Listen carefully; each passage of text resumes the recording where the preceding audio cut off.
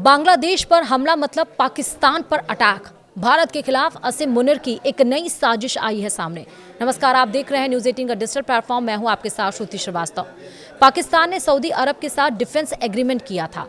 इस एग्रीमेंट के मुताबिक एक देश पर हमला दूसरे देश पर हमला माना जाएगा। अब इसी तरह का एक और समझौता बांग्लादेश के साथ पाकिस्तान करना चाह रहा है। यह समझौता पाकिस्तान और बांग्लादेश के बीच रिश्तों में ऐतिहासिक मोड़ की तरह होगा।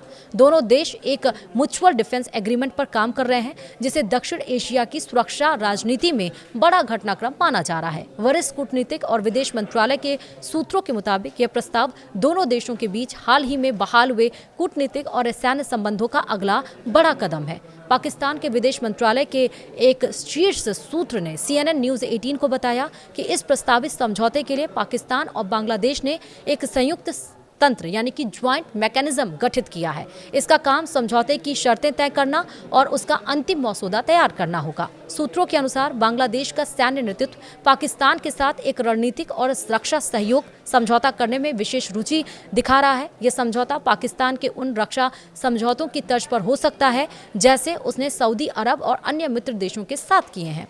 अब सवाल ये है कि कब हो सकता है समझौता।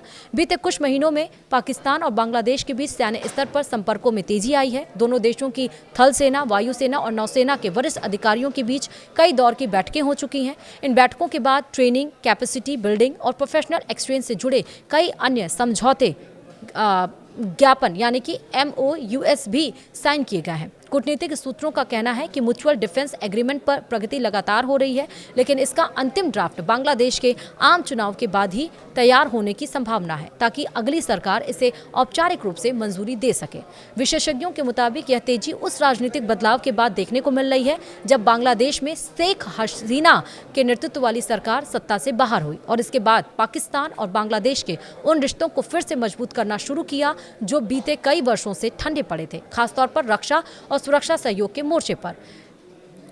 चुपचाप पाकिस्तान बड़ी चाल चल रहा है। एक अन्य वरिष्ठ कूटनीतिक सूत्र ने खुलासा किया है कि पाकिस्तान के साथ इसी तरह के रणनीतिक और म्यूचुअल डिफेंस एग्रीमेंट में कम से कम 8 देश दिलचस्पी दिखा चुके हैं। इससे संकेत मिलता है कि इस्लामाबाद अपनी डिफेंस डिप्लोमेसी को तेजी से आगे बढ़ा रहा है और क्षेत्रीय सुरक्षा सहयोग में अपनी भूमिका मजबूत करना चाहता है। यदि Pakistan Bangladesh mutual defence agreement पर अंतिम मुहर लगती है तो यह दोनों देशों के बीच दशकों में सबसे बड़ा रणनीतिक कदम होगा। साथ ही इसका असर भारत के लिए नई चुनौती लाएगा। वीडियो में इतना ही। नमस्कार।